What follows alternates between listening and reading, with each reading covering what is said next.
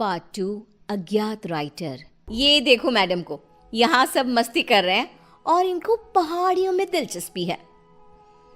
पहाड़ी नहीं है, ये जंगल है। अंदर क्या होगा? किसी का घर, कोई पुरानी हवेली, या और क्या हो सकता है? कहीं तू ही तो नहीं रहती ना इस जंगल में? अब इसका नाम भी बता दे। आज से इसका नाम पालन खेत, मेरा घर, आहार। कालिंदी बचपन से ही रहस्यमय शक्तियों में मानती थी। जहां उसकी उम्र के लोग मॉल घुमा करते, उसे जंगल सन्नाटा अपनी ओर खींचता था। वो अपने सपनों को हकीकत से जोड़ने की कोशिश किया करती और अपने अनुभव को एक डायरी में लिखा करती थी, जिसके कारण उसके बेंचमेट उसका बहुत मजाक उड़ाया करते थे। फिर से कुछ लिखने बैठ गई तू? कितनी बोरिंग है रे तू। उफ। बस रुकती है और सभी नीचे उतरते हैं। वाटरफॉल के पास का नज़ारा बहुत ही खूबसूरत होता है। सब अपनी अपनी फोटोज लेने में लग जाते हैं, पर कालिंदी वाटरफॉल के नदी के बहाव को देखती रहती है। नीचे उतरना है क्या? उतर जा। सुष्मिता की बात पर कालिंदी चिढ़ जाती है और नदी के बहाव के साथ चलती हुई उसी जंगल में पहुंचती है जिसको उसने पालन खेत नाम दिया था। अंदर एक बहुत खूबसूरत सी हवेली होती है। वो अंदर क्या देखती है? एक औरत काले कपड़े में बैठी एक कुंड में आहुति दे रही है। ओम फट स्वाहा, ओम फट स्वाहा। वो औरत हवा में हाथ घुमाती है और उसके हाथ में अपने आप कुंड में डालने की आहुति आ जाती है। कालिंदी इसके पहले कि कुछ सोच पाती, उसका फोन बज जाता है। अगले दिन कॉलेज कैंटीन में जब सब लंच कर रहे होते हैं, कालिंदी गेट से अंदर आती है। यहाँ क्या कर रही है तू? अरे तेरी डायरी कहाँ गई बहन जी? आज बड़ी सोशल बन रही हो कालिंदी, क्या बात है? सुष्मिता के सभी दोस्त कालिंदी को परेशान करने लग जाते हैं। कालिंदी रोती हुई कॉलेज के टेरेस पर जाती है। अब बहुत हुआ, इन लोगों की हेकड़ी ना उतारी मैंने तो मेरा नाम कालिंदी नहीं। कालिंदी बस पकड़कर पालन खेत निकल जाती है और उसी औरत के पास जाकर कहती है, मुझे मदद चाहिए आपकी। ये सब मुझे बहुत नीचा दिखाते हैं। अब तो यहाँ से या मैं मरकर जाऊंगी या बदला लेकर। वो जो कहते हैं उन्हें कहने दो। सामने देखो तुम्हारी डायरी और पेन। कल तुम इन्हें यहीं भूल गई थी ना? जाओ खोलो उसे। कालिंदी डायरी खोलती है। इसमें तो कुछ भी नहीं है, खाली है ये। पेन को उठाओ और कुछ लिखो। तुम जो चाहोगी वो मिल जाएगा तुम्हें। अब तो खुश हो ना तुम? कालिंदी पेन उठाकर किताब में लिखने लगती है। वहाँ बहुत सारी किताबें आ जाती हैं। ये तो सच में जादू हो गया। तुम्हारा मन बहुत अच्छा है बेटी, जाओ अब खुश रहो। कालिंदी वापस कॉलेज जाती है और अपनी ही धुन में मगन हो जाती है। उसकी खुशी बाकी लोगों से बर्दाश्त नहीं होती और उसके पीजी के कमरे के बाहर सभी ताका झाके करने लग जाते हैं। अब क्या मांगू? चांद, छोटा सा चांद हाथ में कैसा लगता होगा ना? ये क्या बकवास कर रही है? सही में तेरा ऊपर का माला खाली है। तुझे ही देखना था ना इसकी खुशी का राज। चल अब। दोनों आगे बढ़ ही रहे होते हैं कि खिड़की से एक रोशनी आती है। दोनों देखते हैं कि कालिंदी के हाथ में सच में चांद है। ये मेरी आंखों का धोखा है। धोखा है, ऐसा कैसे हो सकता है? नहीं। ये भ्रम नहीं है, ये सच्चाई है। पर इसे ये कहां से मिला? सोच, अगर हम इसे चुरा ले तो? और रोहन उस पेन को चुराने में जुट जाता है। वो सोचता है कि रात को कालिंदी के कमरे के बाहर आग लगा देगा ताकि वो भागेगी और रोहन पेन चुरा लेगा। रात को रोहन पेन के लालच में आग लगाने जाता है, पर आग बेकाबू हो जाती है और कालिंदी कमरे से बाहर ही नहीं आ पाती। बचाओ, बचाओ! कालिंदी मर जाती है। मंदाकिनी को कालिंदी की मौत का एहसास हो जाता है। मार डाला उन्होंने मेरी भोली बच्ची को, अब कोई नहीं बचेगा। यहाँ आ बेटा, मेरे पास आ कालिंदी। कालिंदी की आत्मा वहां आकर अपना गुस्सा दिखाती हुई कहती है, हे सारी शक्तियों के देवता, अगर मैंने कभी भी किसी का भला चाहा हो तो मैं अपने सभी अच्छे कर्मों के बदले इंसाफ चाहती हूँ। इस अग्नि में अपनी आत्मा की आहुति देते हुए तुझे विनती करती हूँ कि मुझे एक ऐसी आत्मा बना दे, इतनी बुरी और शक्तिशाली, जो अपने गुनहगारों को तड़पा तड़पा कर मारे। ये कहकर कालिंदी की आत्मा आग में समा जाती है और आग से निकलकर कालिंदी के गुस्से से पैदा हुई आत्मा उसके पैन में समा जाती है और फिर शुरू होता है मौत का खेल। सुष्मिता अपने कमरे में सो रही होती है। रात को उसका फोन बजता है। It's me, Rohan. दूसरे नंबर से कॉल करना पड़ा। तुम कॉलेज के पीछे वाली पहाड़ी पर आओ, मुझे तुम्हें कुछ बताना है। इसके पहले कि सुष्मिता कुछ बोल पाती, फोन कट हो जाता है। सुष्मिता नाइट ड्रेस में ही भागते हुए कॉलेज के पीछे की पहाड़ी पर जाती है। जंगल की धूत अंधेरे में दिखता है वो चमकता हुआ पेन।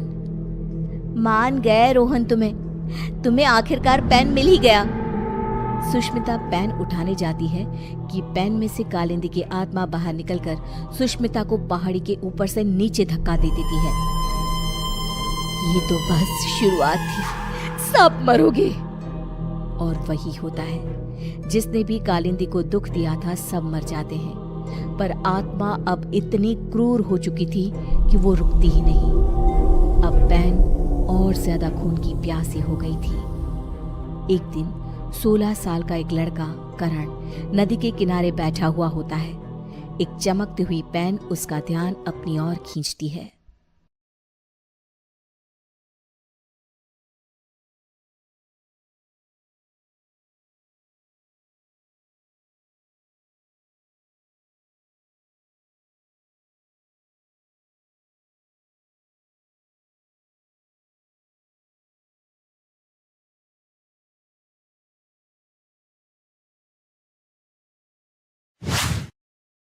लड़की बहुत अच्छी टेलर है, ये आपने ठीक तरह से पता तो किया है ना?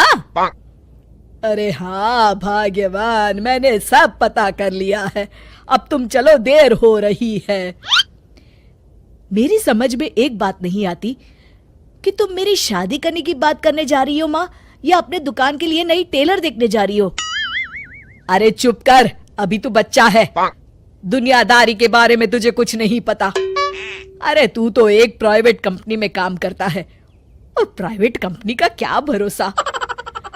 लेकिन माँ, अरे तेरे पिताजी से पूछ ले, इन्होंने अपनी जिंदगी में कितनी नौकरी पकड़ी है और छोड़ी है। अरे वो तो मैं थी जो सिलाई करके घर चलाती थी। अरे बेटा, बुरा वक्त कभी फोन करके नहीं आता। टेलर बहू लाऊंगी तो मेरे साथ दुकान में सिलाई करेगी, समझा? चल अब। दोपहर होने तक तीनों लड़की वालों के घर पहुंच जाते हैं। सभी बातें और चाय पानी होने के बाद, बहन जी, आपका बेटा रोहित एक अच्छी कंपनी में काम करता है और अच्छी तनख्वाह भी है। बस हमें और कुछ नहीं चाहिए। हमें आपका बेटा बहुत पसंद है। हमें भी आपकी बेटी मीना पसंद है जी। मुझे लगता है हमें बच्चों को भी आपस में बात करने का मौका देना चाहिए। हाँ हाँ, आपने बिल्कुल सही कहा भाई साहब। जाओ बच्चों, बाहर जाके बात कर लो। अरे आप रुकिए जी। अच्छा ये बताओ बेटी, तुमने सिलाई कहाँ से सीखी है? जी दीनानाथ इंस्टीट्यूट से। अरे बहन जी, मेरी बेटी इस मोहल्ले में सबसे अच्छी ब्लाउज सिलती है और एक से बढ़कर एक डिजाइन भी बना लेती है। अच्छा, चल बेटी, जरा तेरे हाथ की कारीगरी देख लेते हैं। अरे माँ, ये सब करने की क्या जरूरत है? अरे तू चुप कर। लोग ऐसे ही बड़ी बड़ी बातें करते हैं कि हमारी लड़की को तो सब आता है, बाद में असलियत सामने आती है। इसलिए मैं कोई गलती नहीं करना चाहती, तू चुप करके बैठ। मीना शांति देवी को 2-3 प्रकार के बढ़िया बढ़िया डिजाइनदार ब्लाउज बनाकर दिखाती है। ये देखिए, ये है प्रिंसेस कट। अरे वाह बेटी, मान गए तुझे। तू तो मुझसे भी अच्छा ब्लाउज सिल लेती है। चलिए बहन जी, हमें तो आपकी बेटी पसंद है। अब इसी बात पर मुंह मीठा कराइए। जी बिल्कुल। इस तरह रोहित और मीना की शादी हो जाती है।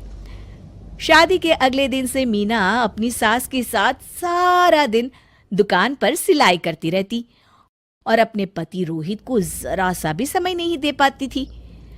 फिर एक दिन रोहित फोन करके मीना से कहता है, मीना, आज शाम को हम दोनों किसी अच्छे रेस्टोरेंट में खाना खाने चलेंगे। तुम तैयार रहना, मैं ठीक वक्त पर पहुंच जाऊंगा। ठीक है जी। शाम को रोहित जब घर आता है तो मीना सिलाई मशीन पर बैठी ब्लाउज सिल रही होती है। अरे ये क्या, मैंने तुमसे कहा तो था कि शाम को हमें रेस्टोरेंट में खाना खाने के लिए जाना है, और तुम हो कि सिलाई कर रही हो। हद हो गई। मुझे माफ कर दीजिए जी, क्या करूं, ये ब्लाउज मुझे कल अर्जेंट सील कर देनी है। सारा दिन तो तुम माँ के साथ दुकान पर सिलाई करती हो, अरे कम से कम शाम का वक्त तो मेरे लिए रखा करो। तभी वहां शांति देवी आ जाती है। अरे क्यों बहू को परेशान कर रहा है? कल ये तीनों ब्लाउज सुबह सिल कर देनी है। चल जा, अपना काम कर।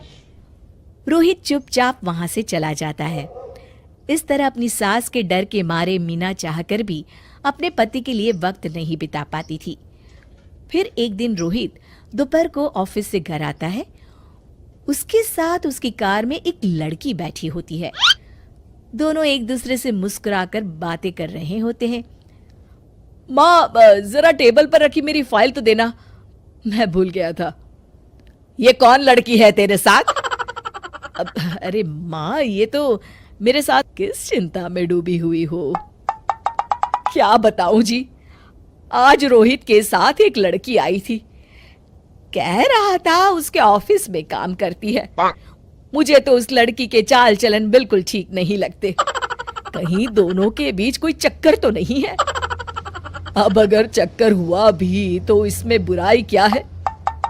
अरे बड़े अजीब आदमी हो आप, कैसी बातें कर रहे हो? तो और क्या कहूं, तुम घर में बहू के बजाय एक काम करने वाली लड़की लेकर आई हो।